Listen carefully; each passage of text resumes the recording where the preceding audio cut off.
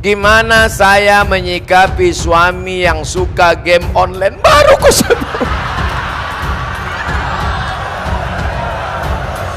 Baru kusebut. Tadi yang saya katakan suka game online anak-anak, rupanya suami. Sementara kurang perhatian sama anak istri gara-gara game online. Di ujung dikasih ibu ini gambar senyum. Makasih Ustadz.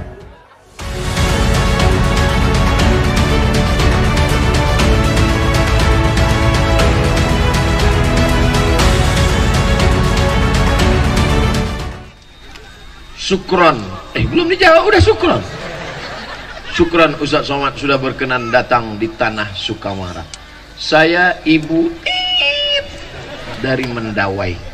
Bagaimana hukum perempuan yang sudah pakai kerudung tapi pakaiannya masih celana panjang, rok potongan, kerudung masih terlihat dadanya, sudah termasuk syariatnya apa belum? Belum. Kerudung perempuan itu menutup dari kepala sampai ke ujung kaki. Kalau nggak bisa sampai ke ujung kaki, sampai ke pinggang. Nanti di bawah sambung lagi pakai kain panjang. Syaratnya mesti longgar, jangan sempit sampai menjerit paha minta tolong. Tolong. Dia yang berjalan, kita yang takut. Takut pecah.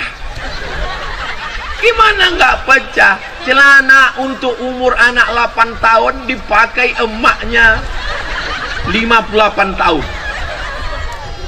Sampai sebesar batang kelapa. Itulah disampulkan. Dokter sudah melarang jangan pakai celana sempit, celana legging karena darah tidak mengalir. Tapi prinsip orang kita biar sakit asal gaya. Akhirnya mati gaya. Oleh sebab itu jangan lagi pakai celana-celana sempit, jilbab panjang. Ini ada jilbab namanya jilbab sakratul maut. Dililitkan ke leher. Sampai melihat ke bawah pula bisa. Dan lagi, jilbab itu harus menutup dada, tertutup dada, sampai ke bawah. Yang kira-kira kalau diturunkan tangannya tenggelam ke dalam. Tangannya boleh kelihatan, nggak apa-apa. Yang udah pakai cadar, bagus. Jangan ejek orang pakai cadar. Istri Nabi pakai cadar, sahabat Nabi pakai cadar. Yang pakai jilbab, bagus. Yang pakai cadar, bagus. Jangan kelahi. Kalau yang pakai jilbab sama cadar kelahi nanti ketawa yang nggak pakai kain. Mudah-mudahan ibu-ibu yang selama ini pakai celana sempit berubah pakai rok panjang. Kecuali polwan. Polwan nggak apa-apa pakai celana. Gimana dia mau ngejar maling pakai rok? Itu kan karena tugas. Kita harus logik juga. Satpol PP perempuan razia kaki lima, pedagang-pedagang, lari satu orang, dia pakai rok, sebentar yang jangan dibayangkan, nanti ketawa sendiri. Semoga Ustadz sehat selalu, amin. Saya mau tanyakan mengenai sholat Jumat. Ketika khotib naik ke atas mimbar, jemaah datang terlambat, langsung sholat sunat, sedangkan khotib sudah membacakan khutbah. Apakah itu sah atau tidak Pak Ustadz? Oke, saya jawab, saya cerita, jamaahnya menjawab. Dengar baik-baik, saya paham orang yang belum sarapan memang susah nangkap. Suatu ketika Nabi sedang khutbah. Nabi khutbah di atas mimbar. Mimbar Nabi itu lantainya 3, tangganya 3. 1, 2, 3. Nabi sedang khutbah 3. Berarti yang tidak dibuat Nabi bid'ah. Ini 2 lantai ini bid'ah. 1 lantai, 2 lantai, 3 lantai. Nabi sedang khutbah. Ketika Nabi sedang khutbah, tiba-tiba datang seorang laki-laki terlambat. Duduk dia. Duduk. Langsung kata Nabi, "Qum." Berdiri kata Nabi. "Sholli."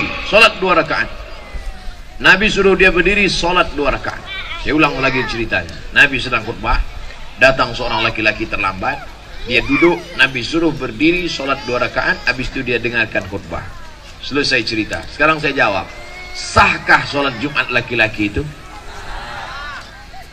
Saya ulang sekali lagi. Yang susah-susah nangkap, goyangkan kepala ke kanan ke kiri 3 kali. 1. Oke. Nabi sedang khutbah, tiba-tiba datang seorang laki-laki masuk ke dalam masjid. Setelah itu Nabi suruh, "Qum, berdiri, salli raka'ataini, salat sunat 2 rakaat." Setelah itu Nabi melanjutkan khutbahnya. Sahkah salat laki-laki itu? Sah. Seandainya enggak sah, pasti kata Nabi, terlambat, pergi kau pulang, enggak usah kau salat lagi. Itu menunjukkan salat orang yang terlambat itu sah. Tapi jangan gara-gara ini terlambat terus. Saya nggak mau besok Jumat terlambat. Istrinya nanya, mas, bang, itu udah azan sholat Jumat, kamu nggak berangkat? Suatu ketika masuk seorang laki-laki, Nabi sedang khutbah, dan ketika dia mau duduk Nabi suruh qum. Itu menunjukkan orang yang terlambat sholatnya tetap sah. Jangan salah gunakan dalil yang saya sampaikan. Kita naik ke atas tangga bid'ah. Ada 5 waktu. Siapa yang datang waktu pertama seperti berkurban seekor onta, datang waktu kedua hari Jumat seperti berkurban seekor sapi, datang waktu ketiga seperti berkurban seekor kambing, datang waktu ketiga seperti berkurban seekor ayam, datang waktu kelima seperti berkurban sebutir telur ayam. Setelah khotib naik mimbar, tutup buku. Sekarang banyak orang hari Jumat, jangankan telur ayam, telur puyuh pun tak dapat. Khotib sudah naik, baru dia datang. Jangan terlambat. Tapi kalau karena satu dan lain hal terlambat, sholat Jumatnya tetap sah. Jangan langsung duduk. Terlambat, jangan langsung duduk. Sholat sunat 2 rakaat dulu. 2 rakaatnya itu niatnya apa? Qobliyah Jumat. Kalau sholat qobliyah Jumat otomatis dapat tahiyatul masjid. Tapi kalau tahiyatul masjid nggak dapat qobliyah Jumat, maka langsung qobliyah Jumat. Jangan di depan khotib. Ini udah terlambat di depan khotib. Allah. Ayatnya Yasin. Pakai baju kaos, tertulis di belakang. Emang masalah buat lo? Nantang namanya. Udah terlambat, kau carilah pojok-pojok. Ini harus dijawab serius karena diketik, di print dari rumah. Untung nggak dibingkai. Nama saya sensor, nggak boleh sebut. Menjaga kode etik. Dari Kelurahan Mendawai, Sukamara. Bagaimana menyikapi orang menganggap sholat dan puasa tidak wajib karena dia menerapkan ilmu hakikat? Kalau dia hidup di zaman Abu Bakar, Umar, Utsman, Ali, ini kepalanya udah lepas dari badan. Nasib baik kau sekarang hidup di zaman Pak Bupati Sukamara. Kalau dulu kau hidup di zaman Abu Bakar, Umar, Utsman, karena sudah menganggap sampai ke hakikat lalu meninggalkan syariat. Apakah pernah Nabi Muhammad meninggalkan sholat agak sekali saja? Nabi sakit keras 5 hari menjelang meninggal. Nabi meninggal hari Senin, hari Rabu, Kamis, Jumat, Sabtu, Ahad, Senin. Hari Rabu Nabi sakit keras, diambil kirbah. Kirbah itu kulit kambing yang dijahit tempat air minum, disiramkan ke wajah Nabi 5 kirbah. Nabi tersadar dari pingsannya. Apa yang dibisikkan Nabi? Bawa aku sholat berjamaah. Nabi dijamin masuk surga. Hakikat, syariat, tarikat, makrifat menyatu dalam diri Nabi. Al-haqiqatu bila syariatin batilah. Orang yang ngaku hakikat meninggalkan syariat batil. Wasyariatu bila haqiqatin atilah. Orang yang hanya syariat meninggalkan hakikat sia-sia. Oleh sebab itu ciri ulama ahlus sunnah wal jamaah adalah dengan melaksanakan sejalan antara syariat dan hakikat. Ini majelis ulama mesti memanggil orang ini. Kalau dia guru, ini murid-muridnya berbahaya. Kalau satu orang nyasar nggak apa-apa, ini supir truk nyasar habis sama brondolnya ikut nyasar. Kalau ada yang mengajarkan begini, mesti dipanggil. Kenapa? Abu Bakar, Umar, Utsman, Ali, Thal'ah, Zubair. Makanya kita ahlu sunnah wal jamaah berpegang pada tiga: aqidah Asy'ari, fikih Syafi'i, tasawufnya Sunni, bukan tasawuf falsafi. Tasawuf siapa? Tasawuf Abu Hamid Al-Ghazali dan Junaid Al-Baghdadi. Tarekatnya Naqsyabandi, Abul Hasan Syazili, Rifai, Abah Gurus kumpul tarekatnya Samaniyah.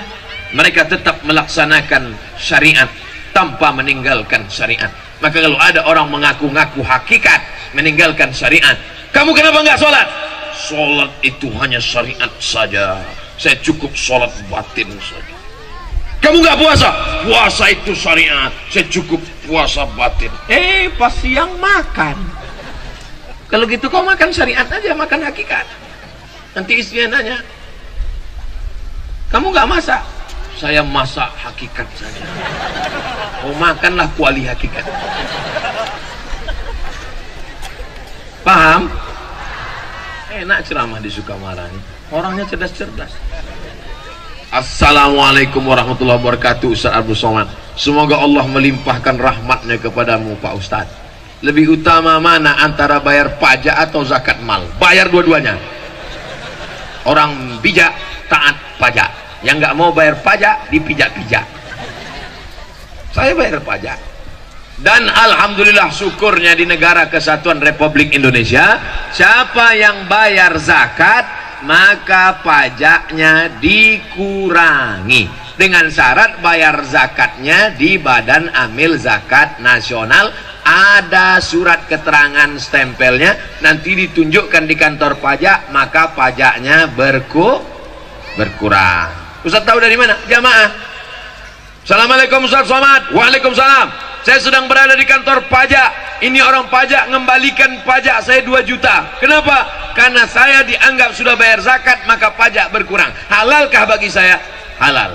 Bayar pajak, bayar zakat ke tempat resmi, minta resit dan keterangannya, ada stempelnya, maka pajak berkurang disebabkan zakat. Sudah diatur dalam undang-undang. Itu diperjuangkan oleh anggota dewan kita DPR RI. Mudah-mudahan anggota-anggota dewan yang memperjuangkan ajaran Islam, mengeluarkan undang-undang, diberikan Allah mereka balasan berlipat ganda. Apakah zaman Nabi sudah ada pajak? Zaman Nabi tak ada pajak. STNK SIM pun tak ada. Tapi jangan ini jadi dalil, jangan ini dijadikan dalil. Nanti razia, mana STNK BPKB, mana bukti bayar pajak, mana SIM. Mohon maaf Pak Polisi, Nabi nggak punya SIM. SIM ini bid'ah, wa kullu bid'atin dhalalah, wa kullu dhalalatin finnar. Kita kan tinggal di negara, lalu kemudian pengurus negara ini bermusyawarah di DPR mengeluarkan pendapatan negara dengan pajak. Maka kita bayar pajak, pajak kendaraan bermotor, pajak bumi dan bangunan. Tapi kalau kita bayar zakatnya resmi, pajak kita berkurang. Perhatikan baik-baik. Bayar zakat, jangan bayar zakat sendiri-sendiri.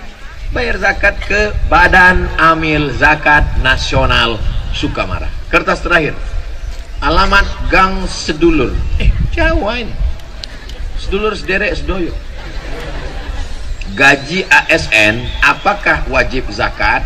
Jangan cerita gaji, karena ada orang gajinya 2 juta, pendapatannya 20 juta. Kenapa begitu? Hitung total semua, gaji, SPPD, tunjangan, uang tunjang, uang sipak, uang sundul, uang tanduk, uang sikut, total semua. Gimana cara ngitungnya Pak Ustaz? 85 gram emas wajib mengeluarkan 2,5%. Ingat, 85, 85, 85, 85, 85, 85. Jangan pulang dari sini jadi 58. Berapa? 85. Ingat saja tahun 85. Kira-kira bapak sama ibu tahun apa yang paling berkesan 85? Mama, kita ketemu kan tahun 85 kan? Ingat ya 85. 85 gram. 1 gram emas 500.000 kali 85 gram 42 juta. 42 juta 500 bagi 12 bulan. Saya paham orang yang belum sarapan susah nangkap hitung-hitung. Dengarkan aja ceramah saya ini. Yang susah nangkap sekarang, nanti diputar videonya di channel Ustaz Abdul Somad Official. Subscribe, like, and share. 85 gram kali 500.000 sama dengan 42.500.000 selama 1 tahun. Siapa yang penghasilannya 85 gram kali 500.000, 42.500.000 selama 1 tahun, dia sudah kena zakat 2,5%. 45 juta 42.500.000 itu kalau dibagi setiap bulan keluar bagaimana? 42.500.000 bagi 12 bulan sama dengan 3.600.000. Payah ngitungnya kalau 3.600.000. Oke, kita bulatkan 4 juta. Mudah-mudahan semuanya yang gajinya kurang dari 4 juta penghasilannya lengkap sejak ceramah ini terhitung dari Januari 2020 4 juta ke atas. Amin. Mudah cara ngitungnya. Gimana cara ngitungnya? 1 juta 2,5%. 1 juta 25.000. 1 juta 25.000. 1 juta 25.000. 1 juta 25.000. Kalau bapak sebulan dapat 4 juta, berapakah zakatnya?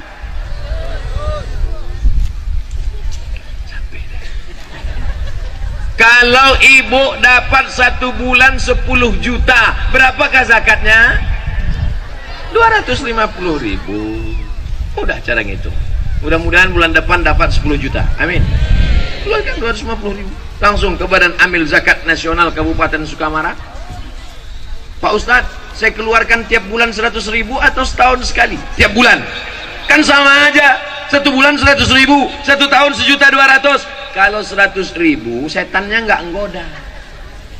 Tan, kita goda nih, nggak usah lah 100.000 katanya. Set.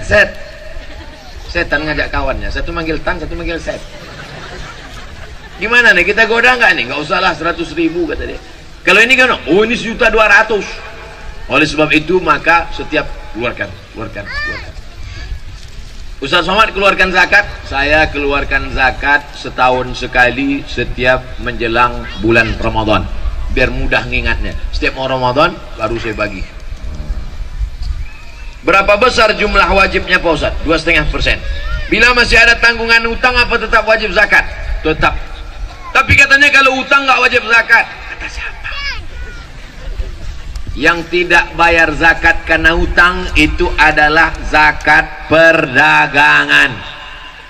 Zakat dagang perniagaan cara ngitungnya 3 kurang 5. Ingat rumus 3 kurang 5. Modal yang diputar tambah untung tambah piutang kurang hutang kurang rugi. Saya ulang sekali lagi, modal yang diputar tambah untung tambah piutang kurang hutang kurang rugi. Itu cara rumus menghitung zakat perniagaan. Dikurang hutang yang terkait dengan dagang bisnisnya, bukan hutang mobil, hutang rumah, hutang panci, hutang termos masuk. Di rumahnya itu tak ada yang cash, satu-satunya yang lunas bininya itulah. Lain hutang semua. Bunyi klakson mobil, kredit. Jangan banyak-banyak hutang. Hidup ini kalau diperturutkan terus mau. Jangan banyak-banyak hutang. Orang kalau banyak hutang itu detak jantungnya tak normal. Coba pegang jantung sebelah kiri. Nah, kalau yang nggak banyak hutang normal dia. Tapi kalau banyak hutang, mudah-mudahan kita dilepaskan dari hutang. Keluarkan zakat, pendapatan, PNS, Pemda, BUMN, pegawai, guru, keluarkan setiap bulan 2,5%. Salurkan langsung ke Badan Amil Zakat Nasional Kabupaten Sukamara. Hubungi nomor berikut ini. Potong, masukkan Instagram, like and share. Terima kasih segala perhatian. Mohon maaf segala kesilapan. 7.30 kita berdoa di akhir majelis. Al-hazihin niyah al-fatihah. Pertanyaan, nama saya Jalan Pangeran Sukamara, Sukarma. Oh, ada lagi Sukarma. Bukan salah ketik. Kelurahan Padang, Kecamatan Sukamara, Kabupaten Sukamara. Assalamualaikum warahmatullahi wabarakatuh. Ustadz Haji Abdul Somad LCMA. Lengkap sekali. Apakah ASN? Wah, nyinggung saya nih, ASN. Apakah ASN yang menggadaikan SK di bank termasuk riba? Riba. Ibu bapak yang menggadaikan SK ASN, yang menggadaikan surat tanah, yang menggadaikan BPKB, yang lebih parah lagi menggadaikan surat nikah.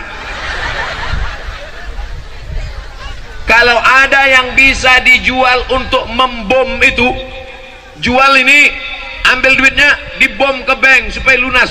Bom, bagus. Mohon maaf Pak Ustadz, kalau saya jual ini, saya bom ini, meledak semuanya. Oke, kalau gitu kau lunasi aja sampai lunas. Ya Allah, tolong saudara kami supaya hutangnya lunas. Jangan terjebak riba. Adapun yang punya niat mau ngutang-ngutang, jangan lagi ngutang. Ustadz Somad ini sombong sekali. Memangnya Ustadz nggak pernah menggadaikan SK Pak Ustadz? Nggak pernah. BPKB Pak Ustadz? Nggak pernah. Jadi Ustadz minjam uang kemana? Dulu saya minjam, ada pinjaman lunak tanpa bunga, namanya Emak Bank. Emak saya. Mak, aku mau beli mobil, pinjaman lunak tanpa bunga. Dibukanya lah gelangnya, gelang sama cincin. Kau dari kecil menyusahkan sampai tua. Memang mak saya itu luar biasa. Saya mau ke Mesir, dijualnya gelang. Saya mau ke Maroko, dijualnya gelang. Saya mau beli mobil, dijualnya gelang. Sampai akhirnya mati dia. Meninggal mak saya. Sebelum dia meninggal, kata dia, tolong belikan aku tanah di bagian kakekmu semeter, karena dia mau dikebumikan situ. Sekarang saya pergi, saya beli tanah itu 22 meter, habis itu ke belakang 60 meter, saya wakafkan semuanya untuk kuburan umat Islam. Mudah-mudahan dilapangkan Allah kubur mak saya. Tak pernah ada rasa puas kepada orang tua. Maka pesan saya, yang masih hidup emaknya, masih hidup ayahnya, pulang dari sini kau belikan lontong sayur suap itu.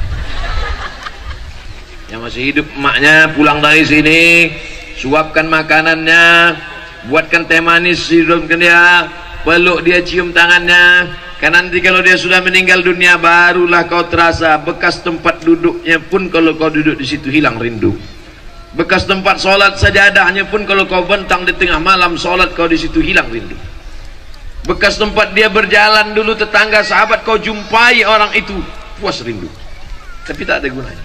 Mumpung dia masih ada sekarang, kasih dia makanan paling dia suka, kasih dia duit. Jangan sampai dia datang ke rumahmu minjam duit 50.000. Nah, minjam duit 50.000, nah, apa kau katakan? Sebentar ya mak, kutanya biniku dulu. Wow, kau betul-betul persatuan anggota suami takut bini. Ibu pandai berkata, katakan ibu kepada suami-suami ibu, aku milik suamiku, suamiku milik ibunya. Katakan, ibu yang rela menghilangkan kasih sayangnya 50% untuk membiarkan ibu suamimu, maka ibu pun nanti akan dimuliakan oleh anak-anak ibu, insyaallah. Amin. Janganlah nangis. Kalau saya nangis, ibu nangis juga, nanti kita dikira orang nonton film India. Bagaimana caranya mengganti sholat yang sudah lama bertahun-tahun lewat?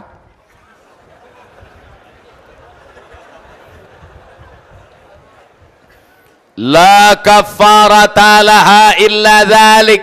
Sholat yang dulu tinggal sejak akil baligh, tidak ada yang bisa menebusnya kecuali melaksanakan illa dzalik, sholat itu sendiri. Menangis kau di pintu Ka'bah, ya Allah, nggak selesai brother.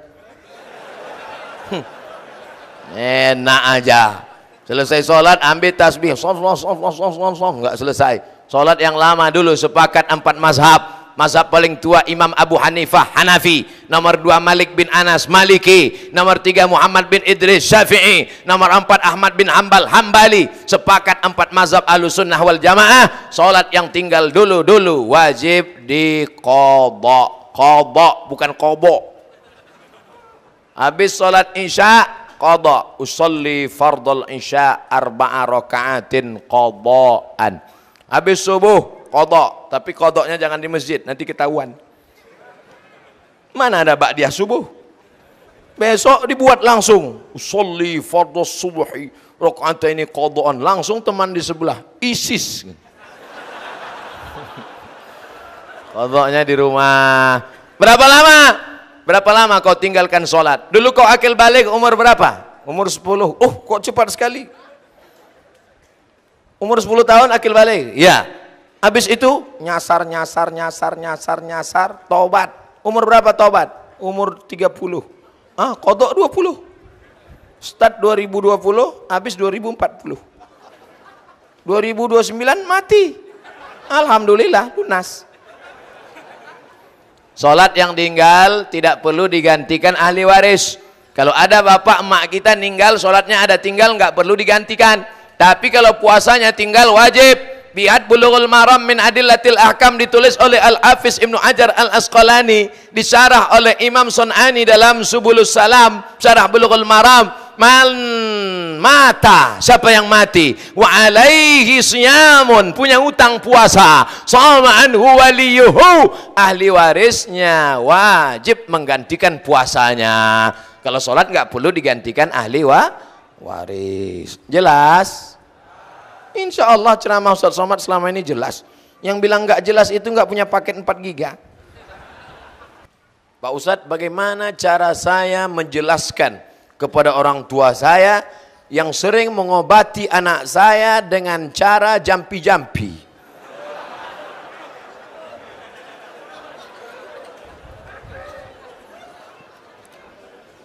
Jangan mentang-mentang sudah ngaji, kata Ustadz nggak boleh pakai jampi-jampi, lalu pulang dari sini panggil ayah, panggil emak. Ayah sini, mama sini.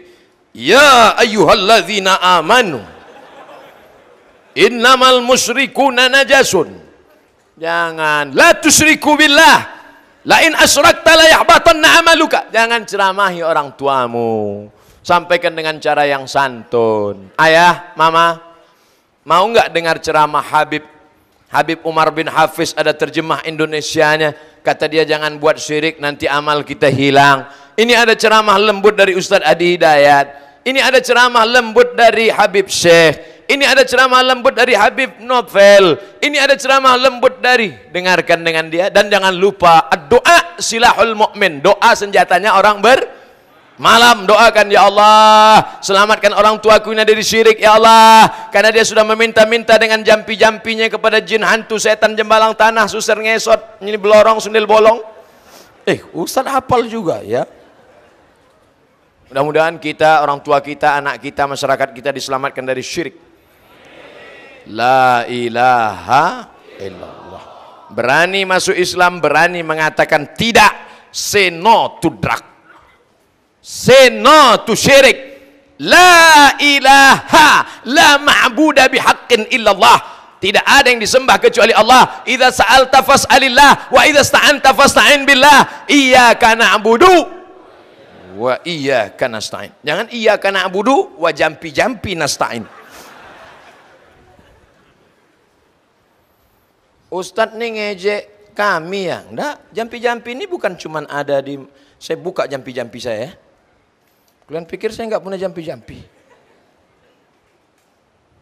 Ini jampi-jampi untuk anak gadis. Catat.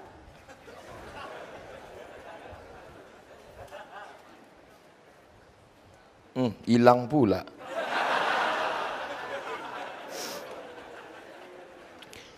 Tikaku, tika bigau, tika si anu, tika besiang. Tika itu tikar.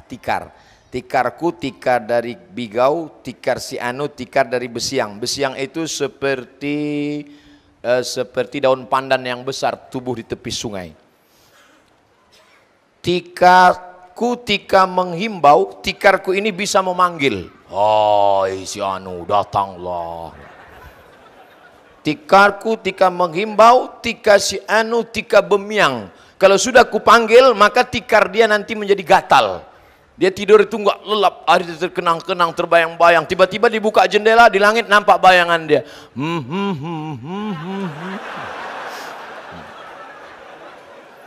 Oh, aku menghimbau roh si fulan supaya bersatu dalam tidurku, datanglah. Ini waktu kunjungan saya ke salah satu desa tertinggal, saya dikasih mantra. Belum saya amalkan. Di pedalaman-pedalaman, Ustadz Somad, ini ada mantra-mantra, corong Ustadz seleksi. Mana dia? Saya catat. Untuk mengkaji bahwa di setiap daerah itu pasti ada mantra. Kadang ibu, mau nggak suaminya supaya patuh, supaya gajinya semua untuk kamu? Mau? Wah, ambil kuku, potong, ambil bulu hidung, bakar, masukkan ke kopi. Wah, masukkan ke kopi. Kasih sama suami, dibacakan mantra-mantra. Nanti suamimu patuh seperti sapi yang hidungnya dicolok hidungnya. Alhamdulillah, setelah dibuat, ditinggal, suaminya pergi. Dia lupa, diminumnya sendiri.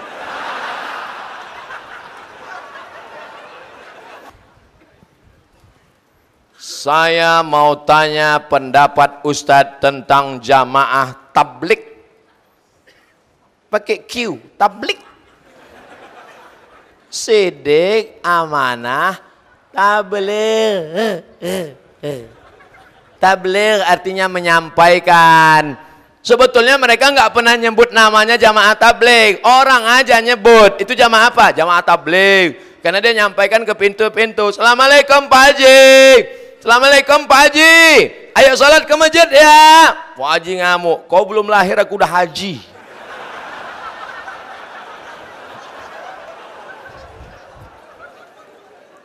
Abdul Somad datang kemari, disambut bupati, disediakan speedboat, dijemput di airport, ada tim yang mengawal. Jamaah tabligh datang sendiri, tidak ada yang nyambut, datang tak dijemput, pulang tak diantar. Tapi bukan jelangkung. Mereka lah yang sesungguhnya mengajak orang ke jalan Allah lillahi. Jangan ejek, kalau sanggup ikut, kalau nggak sanggup jangan ejek. Kenapa kau ajak jamaah tabligh? Karena jamaah tabligh pakai sorban. Nabi pakai sorban. Nabi pakai sorban. Jamaah tabligh pakai jenggot. Nabi pakai jenggot. Jamaah tabligh pakai jubah. Nabi pakai jubah. Jangan ejek sunnah Rasulullah sallallahu alaihi wasallam. Ini banyak yang ejek. Apa itu? Jamaah kompor. Karena mereka ada pergi bawa kompor. Apa itu? Jamaah KUPJ. Kelompok Ustadz Panjang Janggut. Yang berjenggot dengan yang nggak berjenggot jangan saling mengejek. Aku ngeliat ente jika jenggot nih kayak kambing. Aku kambing, kau anjing gitu. Hancur nih Abdul. Kalau anjing sama kambing kelahi, yang ketawa babi.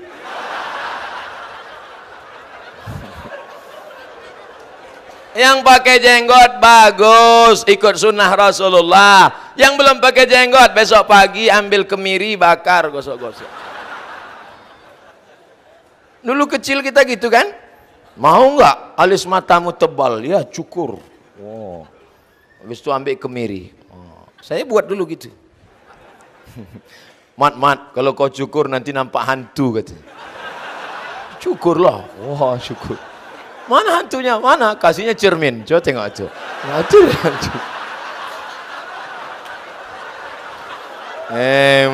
Alhamdulillah kita masih punya masa kecil yang bisa diceritakan, dikenang. Anak zaman sekarang masa kecilnya game online, PlayStation. Enggak ada kenang. Kita dulu masih kecil ngejar layang-layang. Ingat? Ambil kaca, digiling pakai batu, masukkan ke kaleng susu, campur sama limka. Oh, jemur. Habis itu laga. Oh, laga berdarah-darah, bukan tangan berdarah, kain berdarah. Baru sunat pagi, sore udah ngejar layang-layang. Tapi indah untuk diceritakan. Ngejar layang-layang badan sehat, berenang di sungai badan sehat. Anak sekarang badan gak bergerak, duduk main gadget. Bam, pecah pembuluh darah, mati. Gimana saya menyikapi suami yang suka game online? Baru kusebut. Baru kusebut. Tadi yang saya katakan suka game online anak-anak, rupanya suami. Sementara kurang perhatian sama anak istri gara-gara game online. Di ujung dikasih ibu ini gambar senyum. Makasih Ustadz. Ya ayyuhalladzina amanu, hai para suami, qu anfusakum, jaga dirimu, wa ahlikum, game onlinemu, nara, jangan sampai kau masuk neraka. Jadilah laki-laki yang perkasa, mendidik, mengajar, sampai jangan sampai habis waktu karena game on. Hayya 'alas shalah,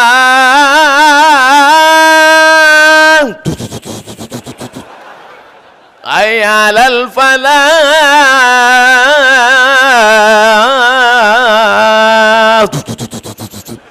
qad qamatis salatu, qad qamatis salah, ghairil maghdubi 'alaihim waladdallin.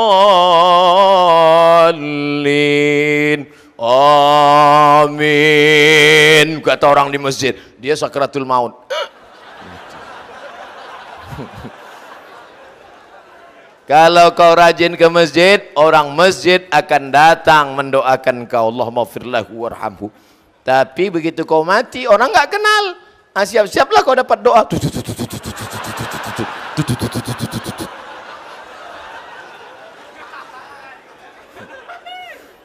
Semoga selalu dirahmati Allah. Amin. Diberikan kemudahan segala urusan. Amin. Diberikan kesehatan. Amin. Ini mau nanya apa, baca doa. Saking sayangnya jamaah kepada saya, Masya Allah. Pertama saking sayang, kedua saking khawatirnya. Saya sekarang sedang ada masalah dengan ibu saya. Mohon petunjuk agar saya bisa balik rukun sama ibu saya. Pulang dari sini, kau cari makanan kesukaan dia. Dia suka apa? Kalau suka sate, jangan kau beli sop. Pertama, kau beli makanan kesukaannya. Setelah kau beli makanan, untung syukur-syukur masih ada toko pakaian yang buka. Kau cari pakaian yang paling dia suka, kain baru paling wangi. Sajadah, belikan sajadah. Belikan Quran yang besar supaya dia bisa baca Quran. Habis itu kau datang ke rumahnya, jangan sekarang dia masih tidur. Ibu-ibu, mak-mak cepat tidur. Besok pagi sebelum dia sarapan, makanannya kenapa dibeli sekarang? Makanannya beli besok pagi. Besok pagi. Makanannya kau beli besok pagi, barang-barangnya sekarang. Besok pagi kau datang, kau bersimpuh, kau cium kakinya, lututnya. Mak, mau kau bunuh, aku bunuhlah mak. Mau kau caci maki aku mak, mau kau bilang aku anak anjing, nggak apa-apa mak. Karena berarti kalau aku anak anjing, kau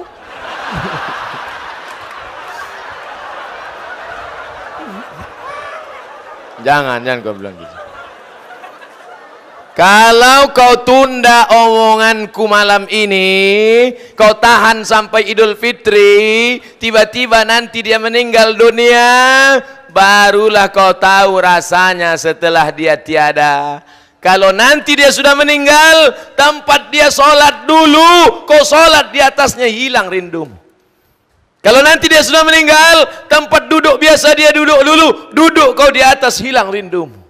Kalau dia sudah meninggal nanti, kau datang ke tempat tidurnya, kau pegang alas tempat tidurnya, hilang rindumu. Mumpung dia masih hidup sekarang, kau datang. Malam ini juga. Datang, cium tangannya, peluk badannya. Karena kalau dia sudah tak ada, bajunya, jilbabnya, kainnya pun kau cium, akan belum tentu hilang rindu. Oke, janji?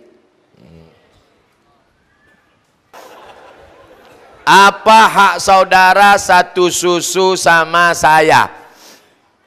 Kalau bapak punya istri, istri bapak melahirkan anak, ada air susunya, lalu disusukannya anak tetangga di bawah 2 tahun, 5 kali kenyang, khamsa radha'atin, maka anak itu nanti menjadi anak satu susuan dengan anak bapak. Makanya hati-hati. Dulu ada bidan di rumah sakit, orangnya rajin, dikumpulkannya semua susu emak-emak di situ, dibagikannya ke anak-anak. Saya bilang ini baik tapi jahil, nggak ngerti fikih Islam. Karena dalam Islam ada namanya saudara sesusuan. Harta warisan nggak dapat, tapi anak kita dengan anak susuan nggak boleh nih nikah. Nabi SAW pernah ketika duduk, tiba-tiba Nabi membentangkan sorbannya ke lantai. Duduk perempuan di atas sorban itu. Perempuan itu bernama Syaima. Siapa namanya? Syaima. Sahabat bertanya, siapa itu ya Rasulullah? Syaima adalah saudari sesusuanku, karena dulu sama-sama menyusu kepada Halimatus Sa'diyah. Ibu susu yang pertama ibu kandung Aminah, yang kedua Suwaibah, yang ketiga Halimatus Sa'diyah. Ibu susu sekarang Al-Baqarah, sapi betina.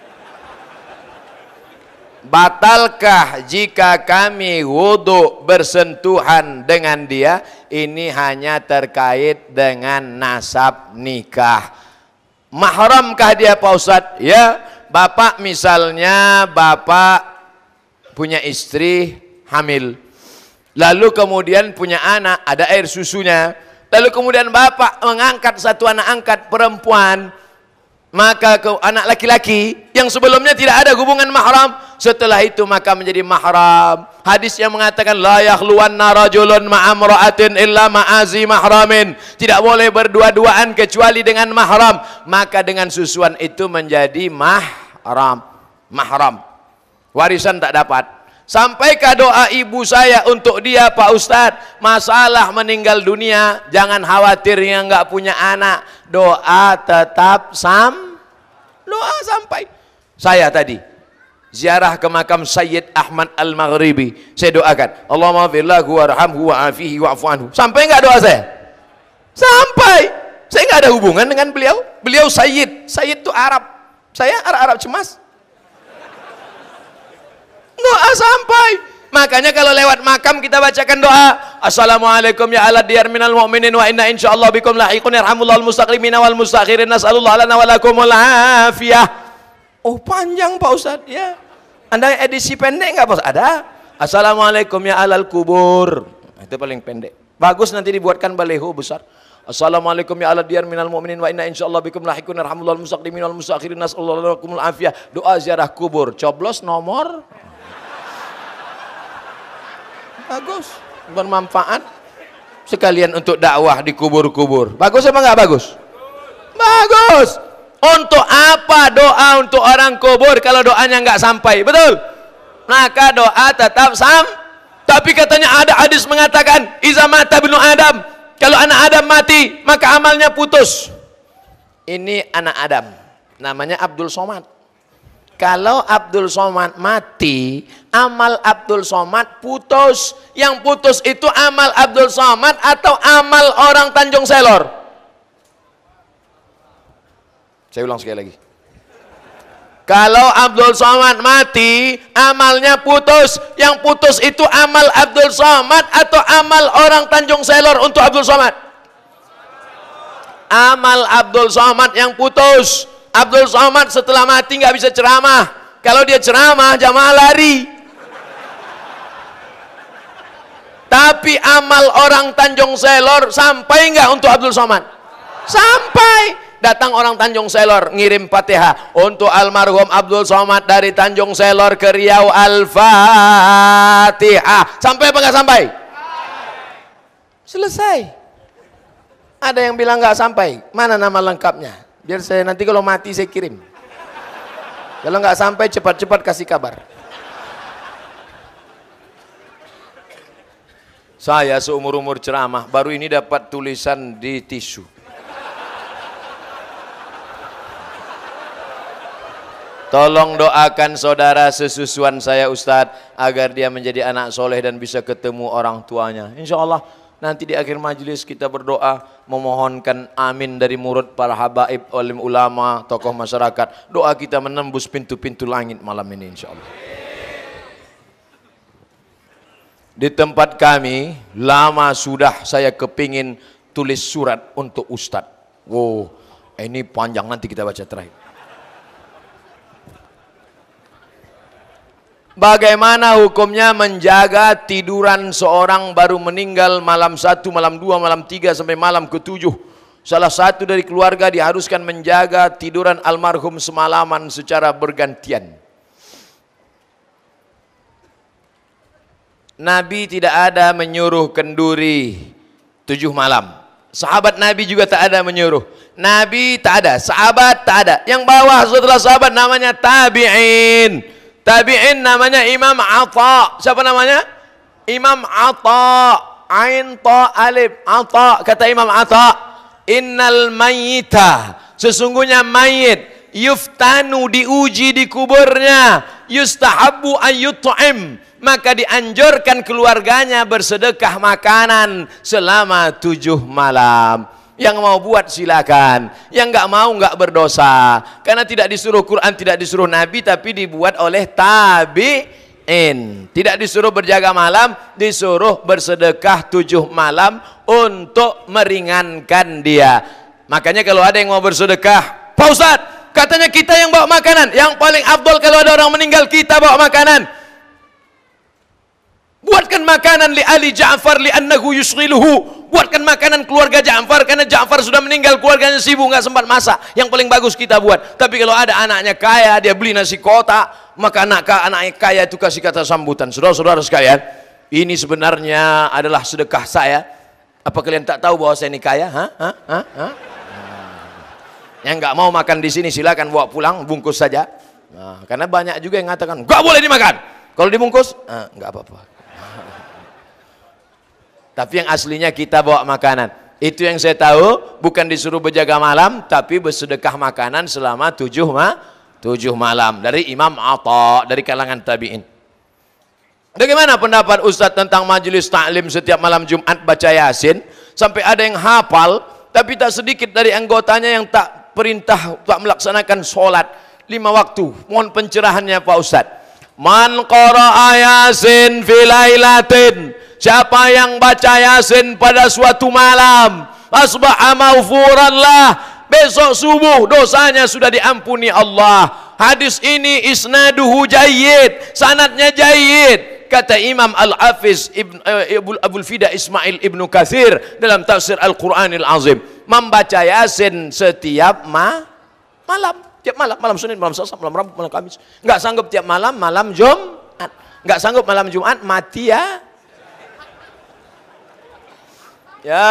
Yasin wal Qur'anil Hakim,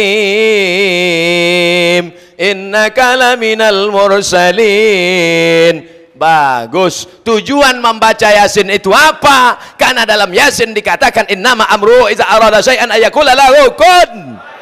Mati. Kalau sudah mati nanti gimana? Al-yawma nakhtimu ala afwahihim wa tukallimuna aydihim wa tashhadu arjuluhum bima kanu yaksibun. Bagus sekali makna Yasin. Saya sudah pernah buat majelis tafsir surat Yasin, khatam di masjid, lupa nama masjidnya dulu sebelum viral.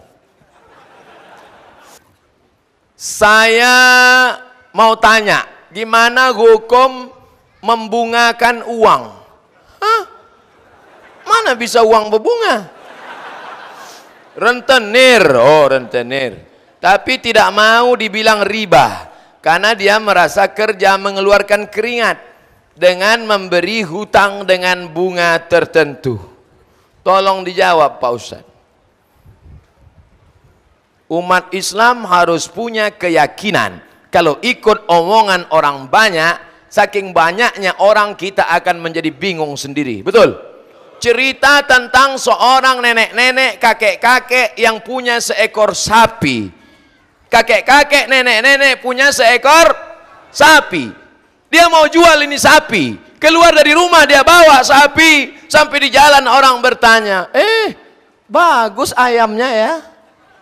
Dia bilang ini sapi, ini bukan ayam, harganya 5 juta ini, 10 juta ini sapi. Sampai ke pasar ditanya, kamu mau jual ayam ini berapa? Dia mulai ragu, ini ayam apa sapi? Akhirnya dia bawa ke pedagang yang lain. Berapa kau mau jual, kau beli ini sapi saya. Semua di pasar itu mengatakan ini ayam, ini ayam. Akhirnya dijualnya itu dengan harga. Tengok, semua bilang ayam. Sapi apa ayam? Akhirnya saya pun bingung, sapi apa ayam? Sekali riba tetap satu. Dunia ini mengatakan dia tidak riba, tapi kalau riba kata Allah, riba kata Rasulullah, riba kata Quran, riba kata sunnah, maka dia nanti semua orang mengatakan tidak riba karena jerih payah keringat, tidak riba karena hasil usaha, tidak riba. Riba, 5 bahaya riba. Yang pertama, alladzina yakuluna riba, orang yang makan riba, la yaqumuna illa kama yaqumul ladzi yatakhabbathu syaitanu minal mas, bangkit dari kubur seperti kerasukan setan.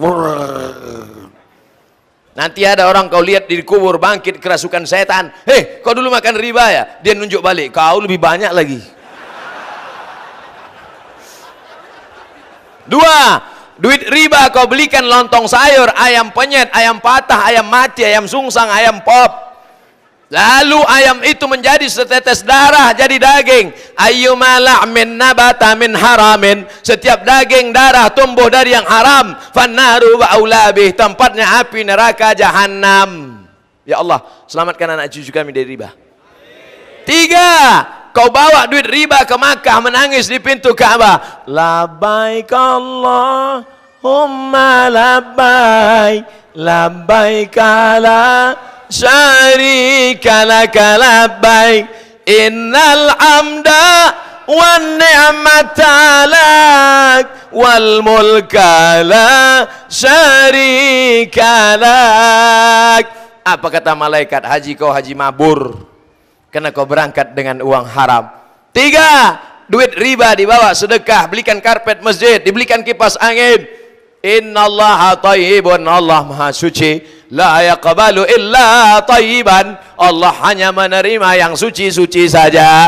Duit riba kau belikan nasi, kau suapkan bubur ayam ke mulut anakmu, darah dari jantung masuk ke otak. Nasiyatin kadzibatin khoti'ah, ubun-ubun anakmu kotor gara-gara makan riba. Kenakalan orang tua, waspadalah.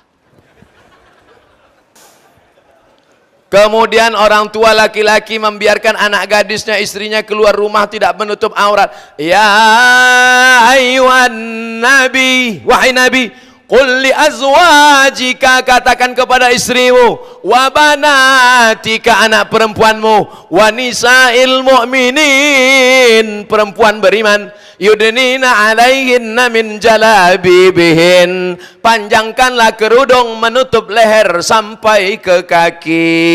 Ya Asma, kata Nabi, wahai Asma, innal mar'ata, sesungguhnya perempuan, idza balagatil mahid, kalau sudah sampai usia haid, menstruasi, maaf, la yaslullaha an yura minha, tak boleh kelihatan dari badannya illa hadza, yang boleh kelihatan wajah, wa hadza, dan telapak tangan. Telapak tangan boleh kelihatan, bagian ini pun boleh. Celana pakai sempit, jangan sempit, longgar. Bajunya jangan sempit. Ini pakai jilbab di atas, di bawah sempit sampai menjerit kaki. Tolong, tolong. Selangkah lagi bapak mau masuk surga, tapi kalau anak bapak pakai celana sempit, ditariknya juga nanti kain bapak masuk ke dalam neraka jahanam. Mudah-mudahan kita dapat menyelamatkan anak-anak perempuan kita. Ini anak perempuan sore-sore pakai motor, mengeringkan rambut karena nggak ada hair dryer. Nauzubillah. Ustadz kan enak aja ngomong gitu, nggak punya anak perempuan. Iya juga, anak saya laki-laki. Alhamdulillah akhirnya Ustadz kita bertemu juga. Ini panjang ceritanya, tolong dengarkan baik-baik. Saya hamba Allah, alhamdulillah. Sempat dia tulis saya hamba setan. Saya mau tanya ini sama Ustadz, saya masuk Islam tahun 2000, bulan 6, tanggal 13, berarti sudah Islam selama 19 tahun. Saudara kita, la ilaha illallah Muhammadur Rasul. Yang mau saya tanya gini Pak Ustadz, dulu mama saya Islam, jadi sia-siakan bapak saya. Akhirnya mereka pisah. Suatu hari dia mendapatkan jodoh beda keyakinan, sedangkan saya baru umur setahun, tak tahu apa-apa, dan saya dibawa anut agama tersebut. Alhamdulillah saya dapat jodoh muslim. Saya sudah 19 tahun berumah tangga, tapi mama, bapak sambung saya dan adik saya masih non muslim. Bagaimana Ustaz? Tolong doakan supaya mereka masuk Islam. Apakah karena beda agama putus silaturahim? Hebat jamaah. Saya belum jawab, dia udah jawab duluan. Datanglah seorang sahabat namanya Asma. Siapa namanya? Pakai alif, Asma. Karena kalau nggak pakai alif, Asma sesak napas. Asma ini emaknya non muslim. Datang dia menghadap Nabi, ya Rasulullah, ummi qadimat wa hiya raghimatun. Ibu saya non muslim datang mau jumpa. Saya takut jumpa sama dia. Apa asiluha? Boleh saya silaturahim dengan dia? Kata Nabi, siliha, silakan silaturahim dengan dia. Apa utiha? Boleh saya kasih dia hadiah? Kata Nabi, i'tiha, berilah dia hadiah. Itulah dalil boleh beri daging kurban kepada non muslim. Dalam kitab Fatwa Al-Azhar, Syekh Atiyah Sokor dari Al-Azhar membolehkan memberikan daging kurban kepada non muslim. Jangan mentang-mentang kau sudah Islam, akhirnya anakmu kehilangan. Justru dia berkata, dulu sebelum anakku Islam dia melawan, setelah dia masuk Islam, anakku itu lembut, anakku jadi baik, anakku jadi anak yang dermawan. Maka tersentuh hatinya. Sentuhlah dia tepat di hatinya, dia jadi milikmu untuk selamanya. Sampai mana tadi? Hilang. Bolehkah saya hari raya agama lain ke rumah? Jangan. Biarkan sudah beberapa hari baru kau datang. Cari-cari alasan, tapi jangan bohong, karena ini masalah ritual agama. Masalah hubungan sosial, silakan. Tapi kalau sudah masalah ritual agama, wala ana abidum ma'abadtum wala antum abiduna ma'abud lakum dinukum. Cium tangannya, belikan dia baju, kasih dia makan, maafkan aku mama. Kalau kau pandai nyanyi mama, oh ini masjid nggak boleh nyanyi. Hampir aja.